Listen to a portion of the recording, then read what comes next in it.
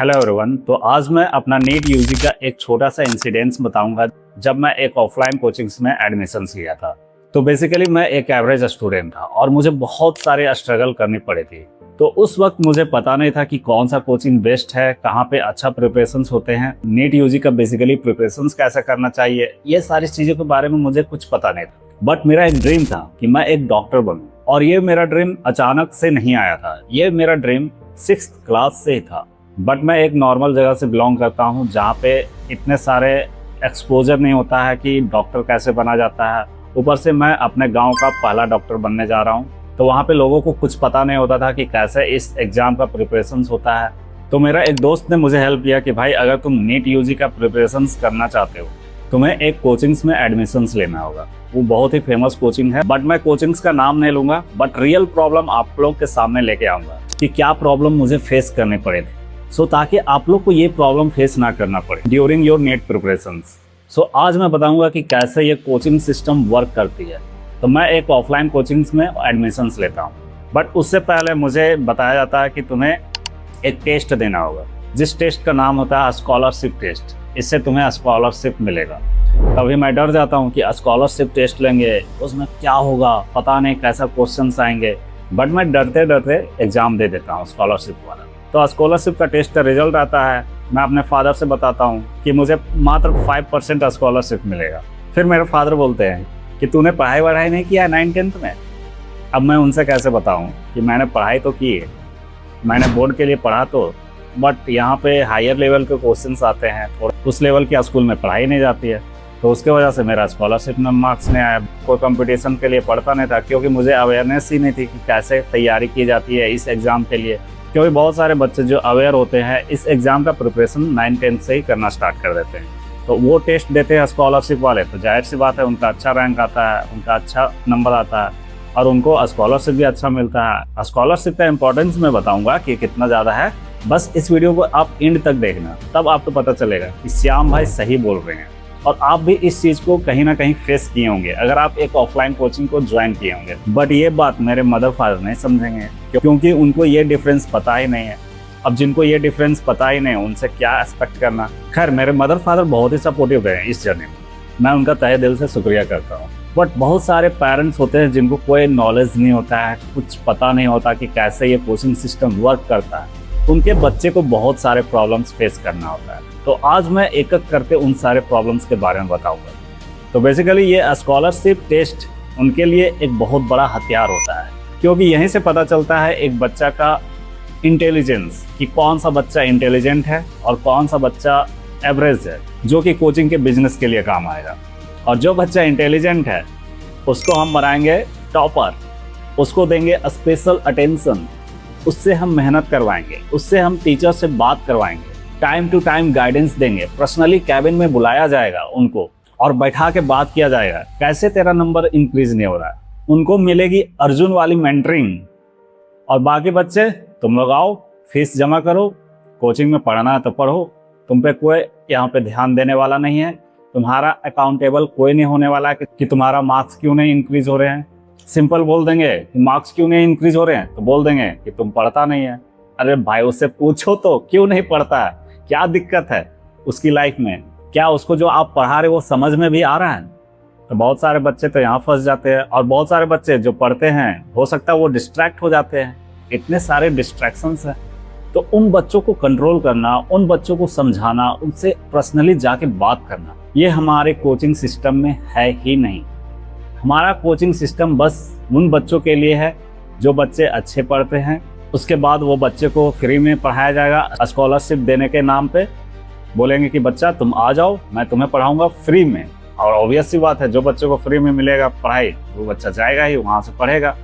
जो बच्चा मेहनती है, इंटेलिजेंट है, वो अच्छा रिजल्ट भी प्रोड्यूस करेगा, तो उस कोचिंग का नाम भी हो जाएगा। मान लो 100 बच्चे हैं, ठीक है। अब स्कॉलरशिप टेस्ट हुआ, उसमें से 5 बच्चे का अच्छा मार्क्स आया, उनको स्पेशल अटेंशन दिया जाएगा। बाकी 95 बच्चे को एवरेज के जैसा रोम दिया जाएगा। उनके लिए कोई अकाउंटेबिलिटी नहीं होगा, तुम्हारा मार्क्स क्यों इंक्रीज नहीं कर रहा है, कैसे इंक्रीज करना है, कोई बात नहीं करने वाला। तो बाकी जो एवरेज बच्चे हैं वो अपने आप से लड़ते रहते हैं पूरा साल, पूरा 2 साल। उसके बाद वो थक हार करके फिर सोचते हैं कि अब हो गया भाई, अब मुझसे नहीं प्रिपरेशन होगा। और बहुत सारे बच्चे इस एग्ज़ाम को बस इसलिए क्रैक नहीं कर पाते हैं क्योंकि उनको पता ही नहीं होता कि कैसे इस एग्ज़ाम के लिए प्रिपेयर होना होता है। और ऊपर से टीचर उनको बीच बीच में खड़ा करते हैं, उनको डराया जाता है। अरे भाई, उनको लोगों के सामने ह्यूमिलिएट कर रहे हो, बीच में खड़ा कर रहे हो, क्वेश्चंस पूछ रहे हो, नहीं बता पा रहा है, हंस रहे हो। इससे बढ़िया उससे पर्सनली कैबिन में बुलाओ। जितना अच्छे से आप एक टॉपर से बात करते हो उतना अच्छा से आप एक एवरेज स्टूडेंट से बात करो। उनसे बात तो करके देखो, शायद वो बच्चा सुधर जाए। ठीक है, 100 में से आपका 5% टॉपर हो गया, बाकी 95% में सारा बच्चा क्या बदमाश है, वो लाइफ में कभी अच्छा कर ही नहीं पाएंगे। क्या आपको लगता है? तो आपने तो पहले से ही प्री प्लान बना के रखा है कि मुझे 5% बच्चे से रिजल्ट लेना है, बाकी 95% बच्चे बिजनेस के लिए है, 5% बच्चे एडवर्टाइज कर देंगे, 95% बच्चे उस एडवर्टाइजमेंट का पैसा भर देंगे। यही चलता है कोचिंग सिस्टम में। वही मैं बता दिया, थोड़ा सा एक्सपोज कर दिया हूँ। और भी मैं बातें बताऊंगा, बट धीरे धीरे करके बताऊंगा। एक दिन में पूरा तो नहीं बता सकता। जो मैंने फील किया होगा उन सारी चीज़ों को मैं आपके सामने लेके आऊँगा और मैं आपको गाइड करूँगा till your NEET 2027, till your NEET 2028। मेरे से जब तक हो पाएगा मैं आपको गाइड करूँगा, मेरे से जितना हो पाएगा मैं गाइड करूँगा। तो बस आपको इस चैनल के साथ कनेक्ट रहना है। सो इस टॉपिक पे मैं आज इसलिए बात कर रहा हूँ क्योंकि मेरे को एक लाइन हिट कर गया था।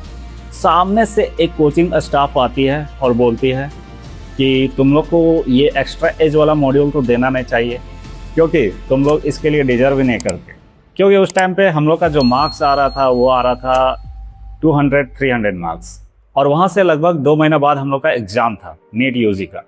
बट उनका एक टॉन्ट था कि भाई तुम लोग बिजनेस के लिए हो, और फिर बोलती है कि नहीं तुम लोग को तो देना ही पड़ेगा क्योंकि तुम लोग फीस भरे हो, तो उसके हिसाब से ले लो। बट तुम लोग का कोई काम आने वाला नहीं है क्योंकि तुम लोग पढ़ोगे नहीं, और वैसे भी तुम लोग का रिजल्ट होगा ही नहीं। तो हम लोग को पहले से पता था कि इस बार हम लोग का रिजल्ट होगा नहीं क्योंकि मेरा मार्क्स 200-300 आ रहे हैं। तो 200-300 से डायरेक्ट 550-600 नंबर लाना कोई आसान बात नहीं होता। ऊपर से हमारा सिलेबस कंप्लीट भी नहीं था, 11th का कुछ रिवीजन नहीं था, तो कहाँ से होते रिजल्ट, हम लोग को पता था। सो उस लाइन में मुझे एक रियलिटी चेक दी कि हाँ भाई, कोचिंग के लिए ये सब मैटर नहीं करता है कि तुम पढ़ रहे हो कि नहीं पढ़ रहे हो। टीचर आएंगे, 2 घंटा पढ़ाएंगे, 1 घंटा पढ़ाएंगे, उसके बाद तुम पढ़ रहे हो कि नहीं पढ़ रहे हो उससे उनको कोई मतलब नहीं है। कोई वहाँ पे मेंटर करने वाला नहीं है कि तुम्हारा पढ़ाई क्यों नहीं हो रहा है, क्या तुम्हारा फैमिली की वजह से कोई प्रॉब्लम हो रहा है जिसकी वजह से तुम्हारा पढ़ाई नहीं हो रहा है, या तुम किसी डिस्ट्रैक्शन गर्लफ्रेंड बॉयफ्रेंड के चक्कर में फंस गए हो जिसके कारण तुम्हारा मेंटल हेल्थ खराब है, उसके कारण पढ़ाई नहीं हो रहा है। एक बच्चा कितना मैच्योर होता है 11th-12th में, या इवन एक ड्रॉप लेने के बाद नहीं होता है मैच्योर भाई उतना ज़्यादा कि वो एक सही डिसीजंस ले पाए। सो यही चीज़ को देखते हुए मैंने सोचा कि एक बच्चा जो एवरेज है, जिसके 200-300 मार्क्स आ रहे हैं, अगर उनको सही में डॉक्टर बनने का शौक है, अंदर से मन है, तो वो भी बच्चा डॉक्टर बन सकता है। बट उसके लिए उसको एक सही मेंटर का ज़रूरत है, सही गाइडेंस का ज़रूरत है। अर्जुन इतना बड़ा योद्धा क्यों बना? क्योंकि उनके पास एक बहुत ही अच्छा मेंटर थे, तभी बन पाए भाई। अगर अर्जुन को भी एक अच्छा मेंटर नहीं मिलते तो वो तो बैटल ग्राउंड में बोल रहे थे कि भाई मैं इनसे नहीं लड़ाई करूंगा। बट उनके मेंटर ने बोला कि भाई तुम्हें लड़ना ही होगा, इसके अलावा और कोई ऑप्शंस नहीं है। तो एक अच्छा मेंटर होना अभी के समय में तुम्हारा समय बचाएगा, तुम्हारा सिलेक्शंस करवाएगा, तुम्हारा मेंटल हेल्थ सही करवाएगा, तुम्हारा फैमिली के साथ रिलेशंस अच्छा करेगा, तुम्हारे दोस्तों के साथ रिलेशंस अच्छा करेगा। और इन सारी चीज़ों को मैंने पर्सनली फील किया था नीट प्रिपरेशन के दौरान कि मेरे को कोई हेल्प करने वाला नहीं है, कोई नहीं है जिससे मैं खुल के बात करूं कि मेरा टेस्ट में क्यों मार्क्स कम आ रहे हैं, due to lack of revision, due to मेरा बेसिक्स कमज़ोर हैं, बेसिक्स को कैसे मजबूत करें इसके बारे में कोई बताने वाला नहीं है, क्या मैंने क्वेश्चंस प्रैक्टिस नहीं किए हैं। तो यही सब को देखते हुए मैंने सोचा कि इस टॉपिक पे बात होनी चाहिए। अगर आपको एक सही मेंटर मिल जाएगा तो आप 1 साल में भी सिलेक्शंस ले सकते हो। अगर आप एक ड्रॉपर हो और अगर आप फाउंडेशंस में हो, फ्रेशर्स हो, 11th-12th के साथ प्रिपरेशन कर रहे हो नीट यूजी का, देन आप 12th के साथ नीट को क्रैक कर सकते हो भाई। इस एग्जाम को क्रैक करने के लिए आपको 3 साल की जरूरत नहीं है, 2 साल में भी आप कर सकते हो। मैंने बहुत बार ट्राई भी किया कि चलो मैं सर से क्वेश्चंस पूछता हूँ, क्लास के बीच में उठा, क्वेश्चंस भी पूछा, बट मैं बहुत ही सिंपल क्वेश्चन पूछा तो बाकी लोग हंसने लगे, बाकी लोग मजाक उड़ा दिए, टीचर्स भी मजाक उड़ा दिए। इससे हमको लगने लगा खराब। और ऐसा बहुत सारे बच्चे फील करते होंगे भाई और फिर बच्चा डर से अगले बार क्वेश्चन ही नहीं पूछता है। फिर मान लो डाउट पूछना है, डाउट पूछने गए, वहाँ पे भी बहुत सिंपल क्वेश्चन पूछ दिए। अब टीचर साहब बोल रहे हैं कि तुम बार बार छोटा छोटा क्वेश्चन लेके आ जाते हो, थोड़ा सा पहले से मेहनत कर लो। तो भाई मैं आपसे बोलूँ कि अगर आप थोड़ा सा मेहनत कर दोगे तो क्या हो जाएगा। एक बच्चा को कम से कम डिमोटिवेट की जगह मोटिवेट तो कर सकते हो कि नहीं ठीक है, तुम धीरे धीरे और अच्छा इंप्रूव कर सकते हो। तो वो बच्चा मोटिवेट होकर के और नेक्स्ट टाइम से अच्छा क्वेश्चंस लेके आएगा। तो उनको समझाना बुझाना कुछ है नहीं, बस वो इस चीज़ को एक जॉब के जैसा समझते हैं कि 2 घंटा आए, पढ़ाएं, निकल जाओ। बाकी हमको बच्चा से कोई मतलब नहीं कि उनको समझ में आया कि नहीं आया। शुरुआत के 10 बच्चे जो फर्स्ट लाइन में बैठे हुए हैं बेंच पे, वो अगर जवाब दे रहे हैं तो बहुत बढ़िया, बाकी सारे बच्चे को भी समझ में आ रहा होगा। और जो पीछे बच्चा बैठा हुआ है लास्ट बेंच पे, उसको समझ में आ रहा है, उनसे उनको कोई मतलब नहीं है, क्योंकि वो पहले से प्री डिफाइंड होते हैं कि लास्ट में जो बच्चा बैठा हुआ है वो नालायक है, जबकि भाई वो भी अच्छा कर सकता है। अगर वो टीचर से उनसे बात करे जा करके कि भाई तुम्हारा क्या प्रॉब्लम है, क्यों पढ़ाई नहीं हो रहा, तो शायद वो भी बच्चा पढ़ने लगे, उनको भी थोड़ा सा मोटिवेशन मिल जाए, उनको भी थोड़ा इंस्पायर फील हो। तो अल्टीमेटली मेरा कहने का मतलब है कि आपको एक मेंटर का होना जरूरी है। एक अच्छा मेंटर ढूंढो, आपके जो टच में होंगे, कोई भी भैया जो भी एमबीबीएस कर रहे होंगे या जो भी नीट यूजी का प्रिपरेशन किए होंगे, उनको आइडिया होगा कि कैसे इस एग्जाम को क्रैक करना है, क्या गलती नहीं करना है। उनसे जाके बात करो। बहुत लोग बात नहीं करना चाहेंगे, बहुत लोग बात करना चाहेंगे, बट आपको कम से कम अप्रोच करना चाहिए।